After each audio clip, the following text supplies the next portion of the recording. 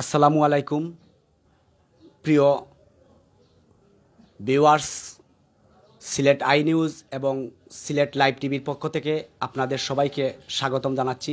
আমি হায়দার চৌধুরী।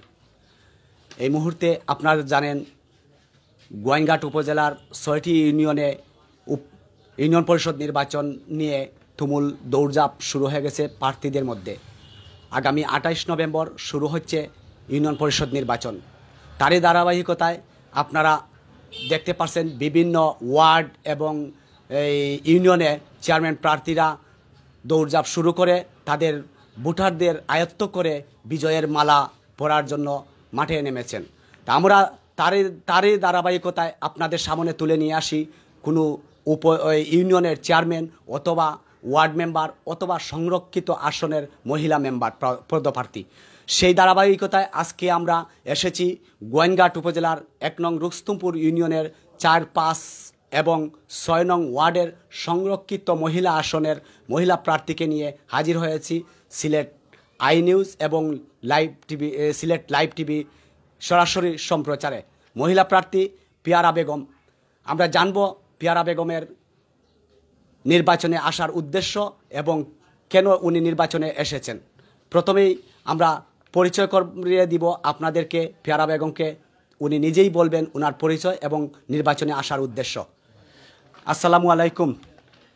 আসসালামু আলাইকুম, আদাব।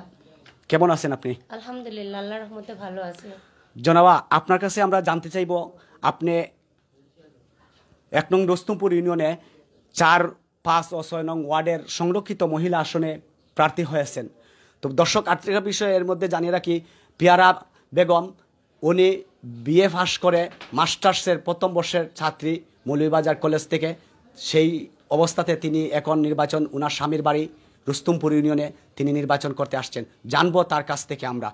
আপনি যদি আমাদের সিলেট আই নিউজ এবং সিলেট লাইভ টিভির মাধ্যমে আমাদের দর্শককে আপনার সংক্ষিপ্ত পরিচয় দেন এবং নির্বাচনে কেন এসেছেন সেই কথাটি যদি বলেন আপনি। আসসালামু আলাইকুম, আদাব। আমার নাম পিয়ারা বেগম, রুস্তমপুর ইউনিয়নের ৪ নম্বর ওয়ার্ডের স্থায়ী বাসিন্দা। আমি ব্যক্তিগতভাবে বিবাহিত। আমার স্বামীর নাম মাসুম আহমেদ খান তরিকুল। আমার বাবার নাম মোহাম্মদ আব্দুল মান্নান। আমি প্রাইমারি পাস করছি বগাইয়া হাওর প্রাথমিক বিদ্যালয় থেকে। এসএসসি ২০১১ সালে দিছি কুপারবাজার উচ্চ বিদ্যালয় থেকে। ২০১৩ সালে ইন্টারমিডিয়েট দিছি গোয়াইনঘাট ডিগ্রি কলেজ থেকে। ডিগ্রি কমপ্লিট করছি বিএসএস নিয়ে গোয়াইনঘাট ডিগ্রি কলেজ থেকে। মাস্টার্স প্রথম বছরে মৌলভীবাজার সরকারি কলেজ থেকে। এবার প্রথম বছরের পরীক্ষা দিয়ে আসছি। তো নির্বাচনে আসার মূল উদ্দেশ্য হলো যে আল্লাহর হুকুম হয়েছে আমি একজন মেম্বানি প্রার্থী হিসাবে আমার মনে একটা জাগরণ হয়েছে যে আমি মেম্বারি করব। আসলে লেখাপড়া করে আমাদের উদ্দেশ্যই হচ্ছে যে জনগণের সেবা করা। সব ক্ষেত্রেই আমাদের জনগণের সেবা করা। ডাক্তারি করতে গেলে সেটাও জনগণের সেবা, মাস্টারিও জনগণের সেবা, নির্বাচনীয় জনগণের সেবা। আসলে নির্বাচনী জনসেবাটা হচ্ছে যে তৃণমূল থেকে উঠে আসা। তো লেখাপড়া করার উদ্দেশ্য তো হচ্ছে যে আমাদের মানুষকে সেবা দেওয়া। তো আমার আশা যে আমি হয়তো লেখাপড়া করছি সেটাকে আমি কাজে লাগাতে এখনও পারি নাই। যেহেতু আমার এখনও আমি স্টুডেন্ট রানিং মাস্টার্স দিছি, তো এখনও জনগণের মনে করেন যে সেটাকে কাজে লাগানোর সুযোগ পাই নাই। তো আল্লাহ যখন আমাকে সুযোগ দিয়েছেন, জনগণেও সাপোর্ট করেছে এবং জনগণের মনোনীত আমি, তো মনে করলাম যে সেটাও আমার জনগণের সেবা। সেটাই আমার শিক্ষা যে কাজে লাগানোর একটা সুযোগ পেয়েছি আমি মাস্টার্স পাস করে অন্যদিকে নজর না দিয়ে নির্বাচনী ক্ষেত্রে মনে করেন নজর দিয়েছি যে সেটাও আমার তৃণমূলে জনগণের সেবা দেওয়া। তো এই নির্বাচনে আসার একটাই উদ্দেশ্য হচ্ছে যে আমাদের গ্রামে যেরকম তৃণমূলে একদম গ্রামগঞ্জে হাওড়ে মহিলাগুলো আছে যে ওনাদেরকে, এবং অনেক পুরুষ লোকেরাও আছে যে সবাই কিন্তু সব জায়গায় যেতে পারে না। তো আমি মেম্বানি হিসাবে মনে করেন আল্লাহ যদি আমাকে ফাঁস করান এবং ইউনিয়ন পরিষদে আমি যেতে পারি তো জনগণের সেবা করব ইনশাআল্লাহ। আল্লাহর হুকুম হলে আমি উসিলা করব আল্লাহ জনগণের মনের আশা পূরণ করতে, এবং আমি আশা করেছি আল্লাহ আমার মনের আশা পূরণ তো ধন্যবাদ। আসলে জানতে পারলাম ঠিকই আছে, আপনি জনসেবা করতে এসেছেন। তো আমরা এখন জানতে চাইবো যে আপনি বিশাল এই যে 3টি ওয়ার্ড নিয়ে কাজ করছেন, আপনি মহিলা সংরক্ষিত মহিলা আসনে মহিলা হয়ে, তো কতটুকু মনে করেন যে আপনি এই 3টি ওয়ার্ডের জন্য আপনি যদি পাস করেন, এই ওয়ার্ডের জন্য 3টি ওয়ার্ড আপনি কি পারবেন যে এই উন্নয়নের ধারাবাহিকতা বজায় রাখতে, সেটা কি মনে করেন আপনি? ইনশাআল্লাহ যে আমি পারবো, কারণ আমি আগে ব্র্যাকে ছিলাম 3 বছর, ওয়াল ভিশনে ছিলাম আমি প্রায় 5 বছর, আমি আনন্দ স্কুলের টিচার ছিলাম, আমি ব্র্যাক স্কুলের টিচার ছিলাম, আমি আশা থেকেও স্কুল যেরকম ঝরে পড়া স্টুডেন্ট যারা ছিল তাদেরকে নিয়ে আমি কাজ করেছি। ইনশাআল্লাহ আমি সফলতা সব ক্ষেত্রেই আমি লাভ করেছি। তো এখন মনে করেন যে আমাদের 4, 5, 6 যে 3টা ওয়ার্ড, আমি তখনও গ্রাম ইউনিয়নে যে বিভিন্ন ওয়ার্ডে কাজ করেছি, এবং আমার যে 3টা ওয়ার্ড মোটামুটি আমার পরিচিত, সবার কাছে গেছি। এর জন্য আমি মনে করেন যে এখনও আমি আগেও জনসেবা করেছি, বর্তমানেও আমি রানিং স্টুডেন্ট, এটাও আমার জনসেবা।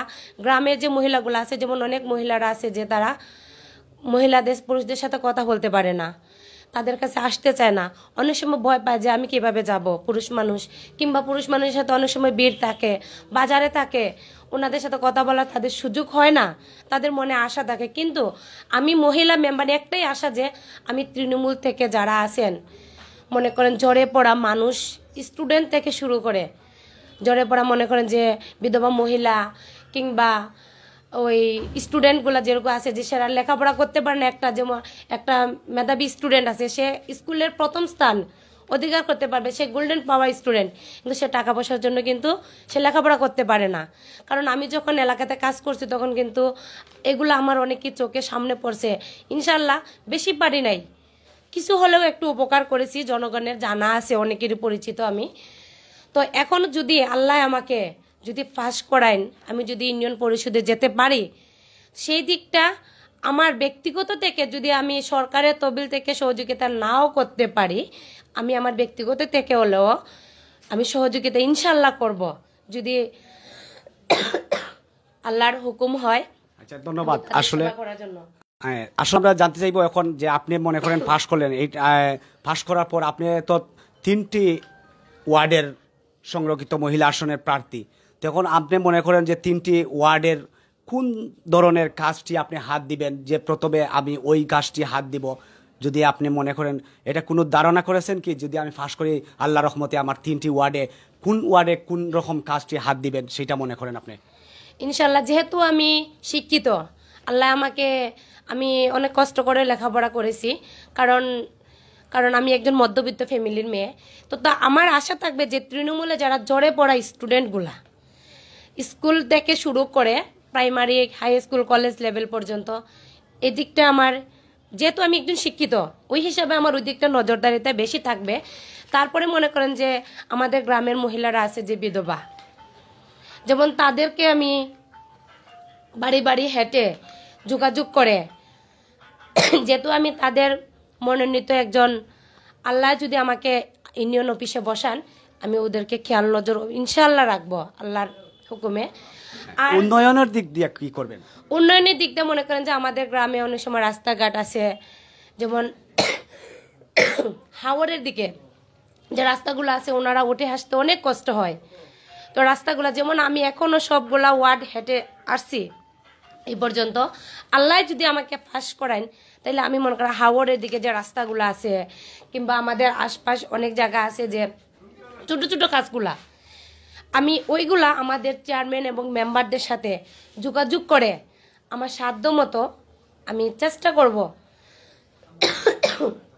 আমি আমার সাধ্য মতো চেষ্টা করব যে আমি জনগণের মনের কিভাবে তৃণমূল থেকে আমি উঠে আসতে পারি, মানুষের মনে জায়গা করে নেওয়ার জন্য, সেই দিকটা আমার ইনশাআল্লাহ নজরদারিতে থাকবে। ধন্যবাদ পিয়ার বেগম। আসলে উনি একজন শিক্ষিত মানুষ, ওনার চিন্তাভাবনা অন্যরকম। যেহেতু উনি বড় ধরনের একটা ওয়ার্ড নিয়ে, 3টি ওয়ার্ড নিয়ে কাজ করছেন। আসলে উনি বিশাল একটা ওয়ার্ডের মধ্যে 3টা ওয়ার্ড, যে জায়গায় 3টা ওয়ার্ডের মধ্যে 3টা মহিলা পুরুষ সদস্য কাজ করেন, সেই জায়গায় তিনি একাই কাজ করবেন। তা আমরা চাই আসলে পিয়ারা বেগম তিনি বিজয়ী হয়ে যে এলাকার উন্নয়ন করবেন, সেটাই আমরা চাই। তো আমরা জানতে চাইব পেয়ারা বেগম, আপনি তো আসলে মহিলা প্রার্থী, তো আসলে যে মহিলারা বিভিন্ন ওয়ার্ড, আপনার যে 3টি ওয়ার্ড রয়েছে, বিভিন্ন মহিলারা রয়েছে, আপনার মহিলাদের নিয়ে যারা ওই যে লেখাপড়া করে এখন বর্তমানে তারা বেকার অবস্থায় রয়েছে, আর সরকার থেকে বিভিন্ন পদক্ষেপ রয়েছে মহিলাদেরকে।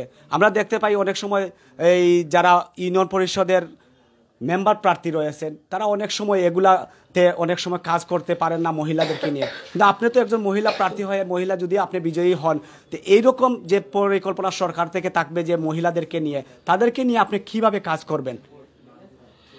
মহিলাদেরকে নিয়ে যে মনে করেন তাদের তো আমি কাছে যাব, তাদেরকে যেমন মনে করেন অনেক ক্ষেত্রে আছে যে অনেক মহিলারা পুরুষরাও আছে, কারণ আমরা যেরকম মেয়েরা যেভাবে মনে করেন নারী নির্যাতন শিকার হয়, ঠিক পুরুষরাও কিন্তু সেই দেখে কিন্তু নির্যাতিত হয়।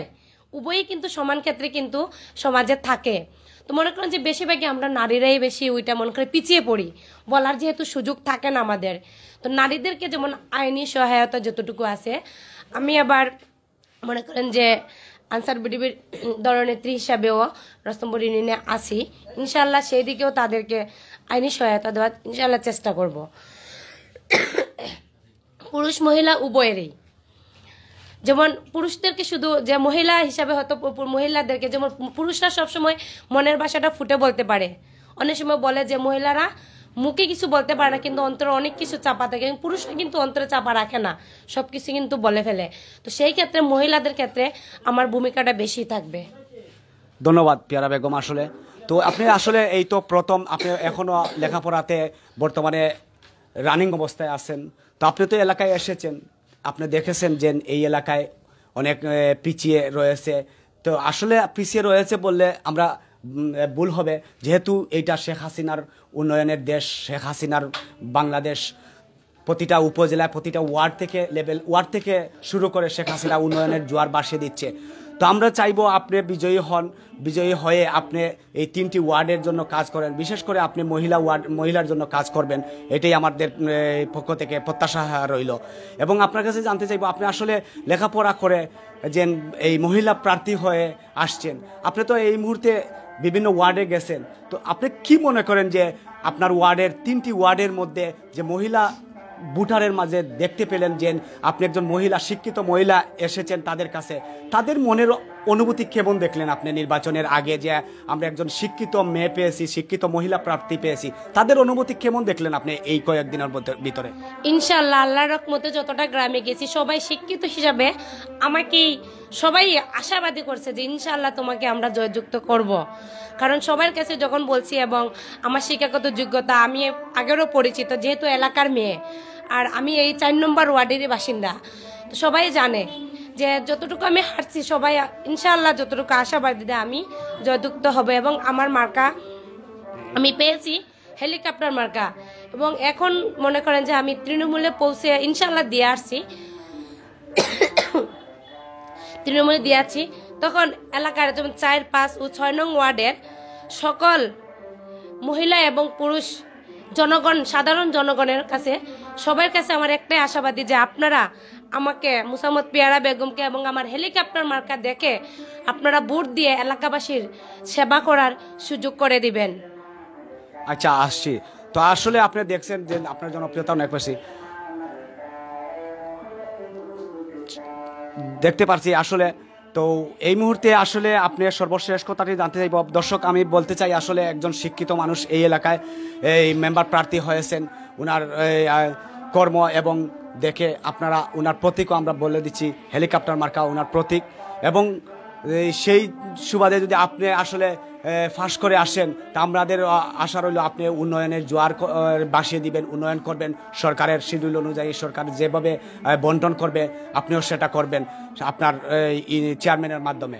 তা আপনাকে সর্বশেষ এই আমাদের লাইভ টিভি এবং সিলেট আই নিউজের মাধ্যমে আপনার 3, 4, 5 এবং 6 নং ওয়ার্ডবাসীর উদ্দেশ্যে যদি কিছু বলেন, এবং আপনার প্রতীক নিয়েও আপনি বলবেন সর্বশেষ কথাটি।